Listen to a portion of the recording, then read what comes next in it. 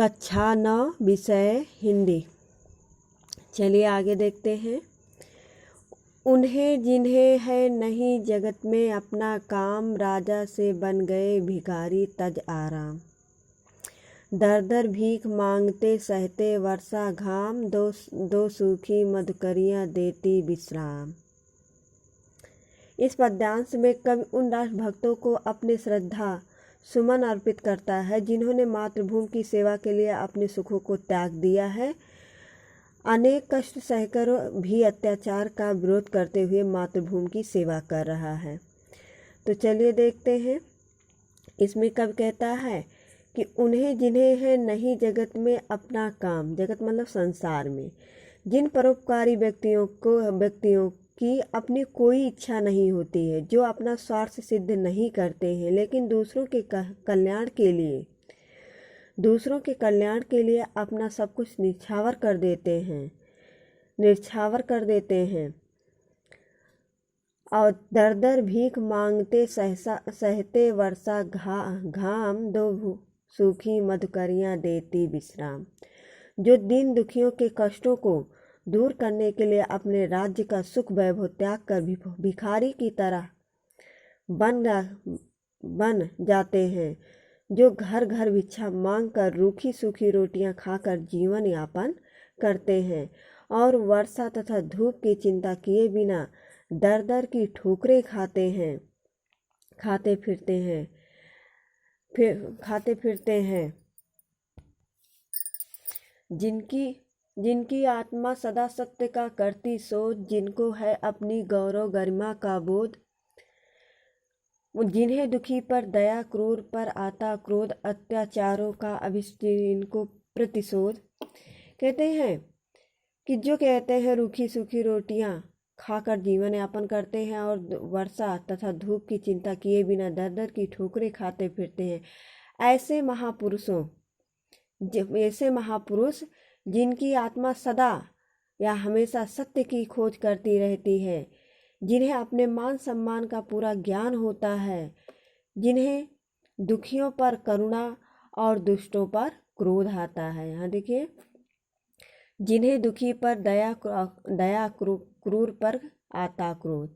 जिन्हें कहते हैं दुखियों पर करुणा और दुष्टों पर क्रोध आता है, जो अत्याचारों का डटकर विरोध करते हैं। मैं ऐसे महापुरुषों को बारंबार प्रणाम करता हूँ। कभी आगे कहते हैं कि मैं उन नेताओं कहते हैं कि जो निर्धन के धन, निर्बल के बल, अविराम, उन नेताओं के चरणों में कोटि प्रणाम।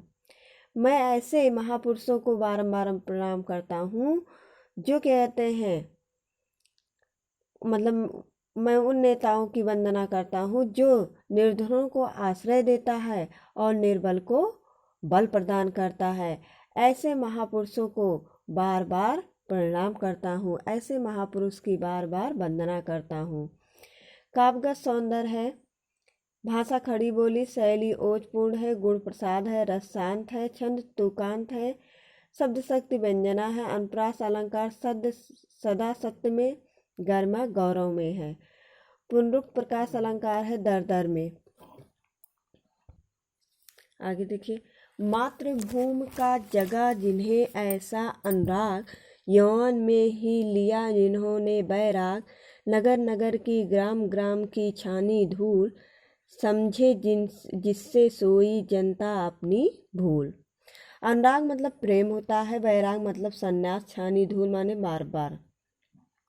इस पद्यांश में मातृभूमि की सेवा के लिए अपने सुखों का त्याग करने वाले महापुरुषों की वंदना की गई है, जिसमें द्विवेदी जी कहते हैं कि मातृभूमि का जगह जिन्हें ऐसा अनुराग, यौवन में ही लिया जिन्होंने बैराग। मैं उन लोगों को प्रणाम करता हूँ जिनके हृदय में मातृभूमि के लिए ऐसा प्रेम जागृत हुआ कि उन्होंने युवावस्था में ही संन्यास धारण कर लिया और गांव गांव, नगर नगर घूमकर सोई हुई जनता को जागृत करने का महान कार्य करने लगे। कह रहे समझे जिससे सोई जनता अपनी भूल। जिसके कारण जनता अपनी भूल को समझकर प्रतंत्रता की नींद से जागकर मातृभूमि के उद्धार एवं देश सेवा के कार्य में तत्पर हो जाए। कह रहे हैं, जिसको रोटी नमक न होता कभी नसीब, जिनको युग ने बना रखा है सदा गरीब, उन मूर्खों विद्वानों को जो दिन रात इन्हें जगाने को फेरी देते हैं प्रात। कब कहता है कि जिन लोगों को समाज ने इतना गरीब बना दिया है कि उन्हें पेट भरने के लिए रोटी और नमक की भी नहीं नसीब होता है, जो हमेशा अज्ञानी और मूर्खी बने रहते हैं, ऐसे व्यक्तियों को ज्ञान का उपदेश देना उनमें जागरूकता लाना बहुत कठिन है। परंतु ऐसे विद्वान जो ऐसे मूर्खों की अज्ञानता को दूर करने के लिए तथा उनमें ज्ञान और जागरूकता लाने के लिए रात दिन सुबह शाम हमेशा तत्पर रहते हैं, लगे रहते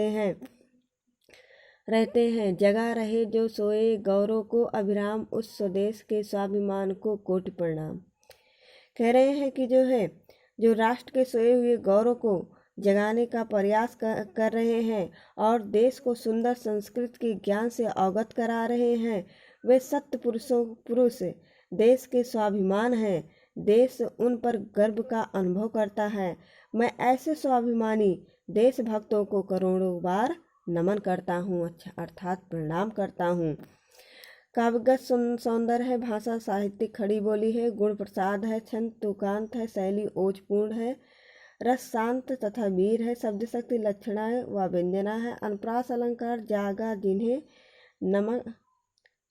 नमक न में अपुनरुक्त प्रकाश अलंकार है, नगर नगर में और ग्राम ग्राम में। इसका आप संदर्भ सहित व्याख्या तथा काव्यगत सौंदर्य लिखिएगा ESW में।